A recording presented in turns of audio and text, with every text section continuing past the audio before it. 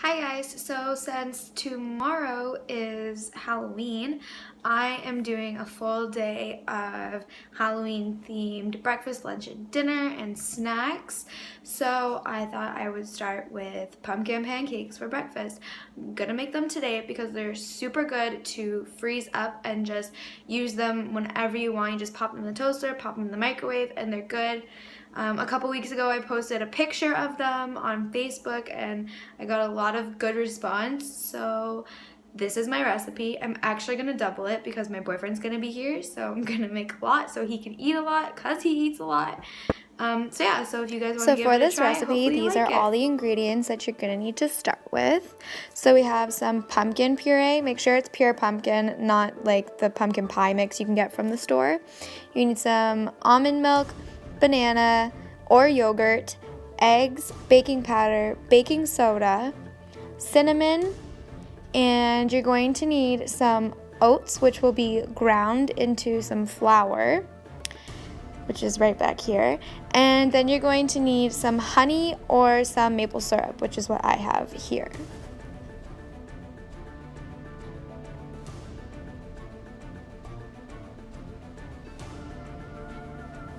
So about 3 cups of oatmeal blended got me about 2.5 cups of flour.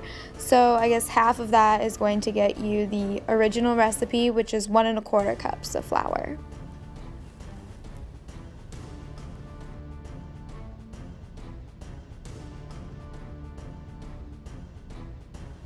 So this is basically just what your oats are gonna look like as flour.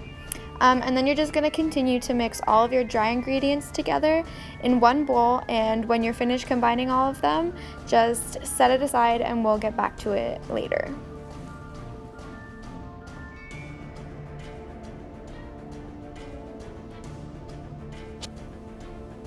So since I doubled this recipe, I used about 1.5 bananas for mashing, but you could also use yogurt. I'm just allergic to dairy, so I decided to use bananas for the right consistency. And as I said before, since I don't have any honey, I am here using some maple syrup, but either or will do, or agave nectar.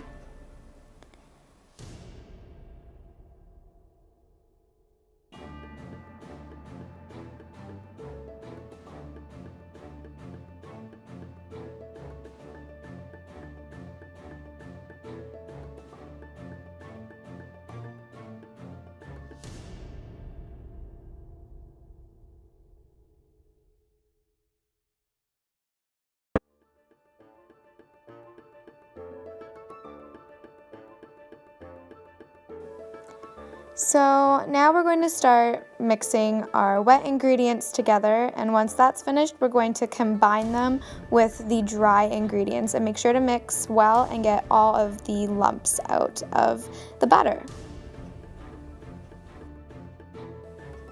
And of course I added some chocolate chips. And so here I have the spatula for flipping and an ice cream scoop for portioning out the amount that I want to go into my frying pan.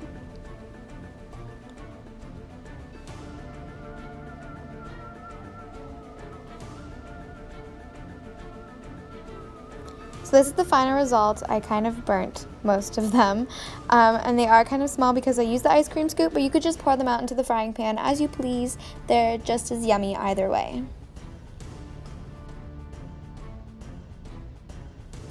So if you've made as many pancakes as I have and you need to store them in the freezer for later use, it's really important for you to remember wax paper or parchment paper so that you can put it in between the pieces of pancake. I forgot to do this when I first made it, and it made them stick together, and it was really hard and frustrating to get them pulled apart when I wanted to eat them at a later date.